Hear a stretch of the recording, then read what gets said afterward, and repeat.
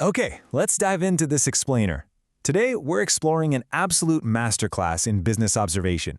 We're stepping back in time. Think warm, earthy tones, that candid 1940s documentary realism vibe, to trace the incredible origins of a massive African empire.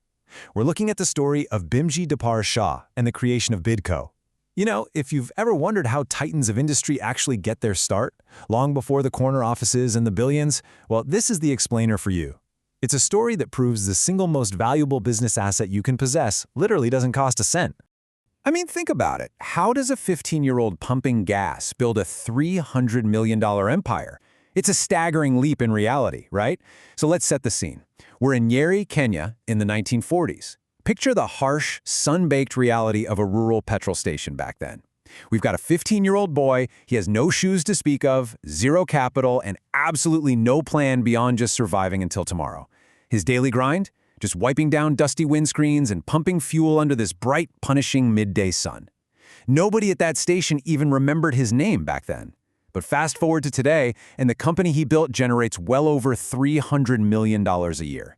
So how exactly do you bridge that massive gap?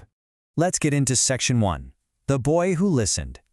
Now, what's really interesting about this is that while everyone else was just kind of going through the motions, Bhimji was doing something entirely different. Look, most people who pump fuel for a living, they just see fuel, right? But Bhimji, he saw a crossroads of commerce. He'd hear mothers asking, where can I find basic soap? He'd hear shopkeepers complaining, why are oil prices climbing so fast? He'd overhear traders mentioning that half the goods rural Kenya desperately needed just simply weren't in stock. He wasn't just collecting idle gossip, he was actually mentally mapping out the missing goods of an entire nation right there on the dusty tarmac. And that brings us to his ultimate superpower, listening. It's the active, deliberate act of noticing what everyone else tunes out. You see, everyone else at that 1940s petrol station ignored the passing complaints of the customers. They just wanted to finish their shift and go home. But Bhimji realized these complaints were basically a massive, flashing neon sign pointing directly to market demand. The opportunity was standing literally right in front of him, candidly asking for soap. Paying close attention to what everyone else ignored became his ultimate business advantage. Moving right along to Section 2, Building the First Workshop. Now, let's be clear, this was definitely not an overnight success story. It was a slow burn, highly deliberate effort that stretched from the 1940s, pumping gas in Nyeri, all the way to 1970.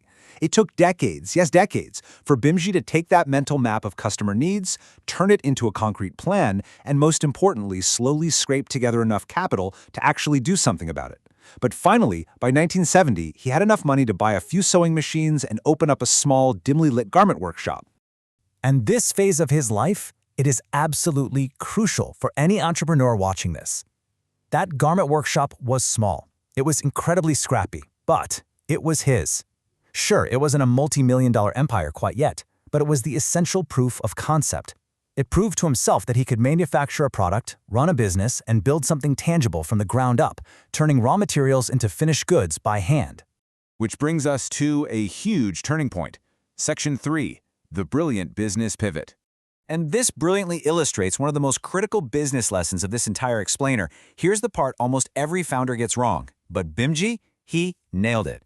So on one side, you have the garment industry. A person buys a shirt once, maybe twice a year. That is what we call slow money. But on the flip side, look at fast-moving consumer goods, or FMCG. Soap, bought every single week. Cooking oil, bought constantly. Detergent never ever stops running out. It's the stark difference between occasional sales and relentless, constant demand.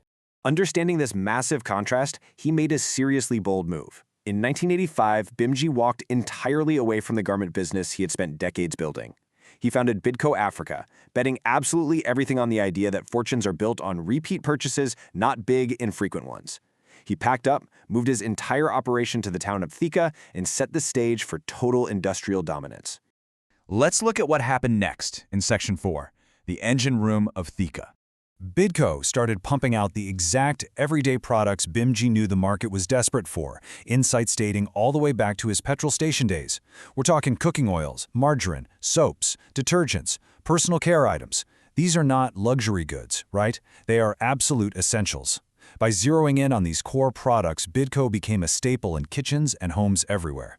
That dusty little garment workshop was rapidly replaced by massive, modern manufacturing facilities.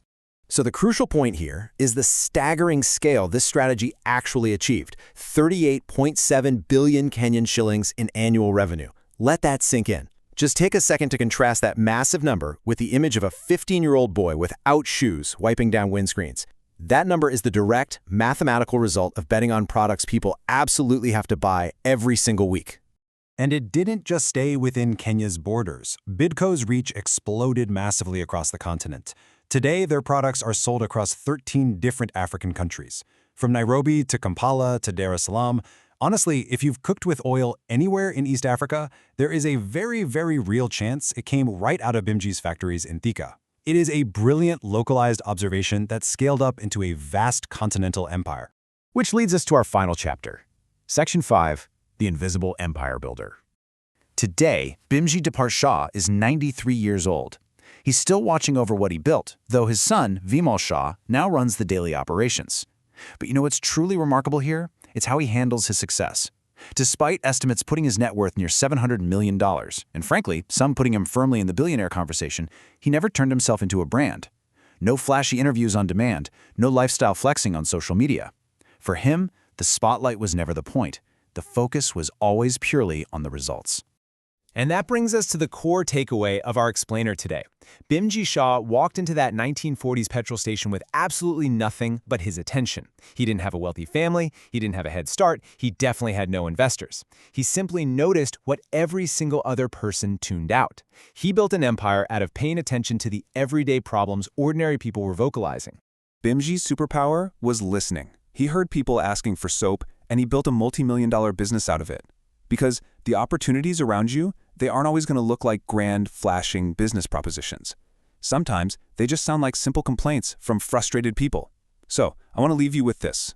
Take a look around your own life, your own industry, your daily routines. What are you ignoring right now?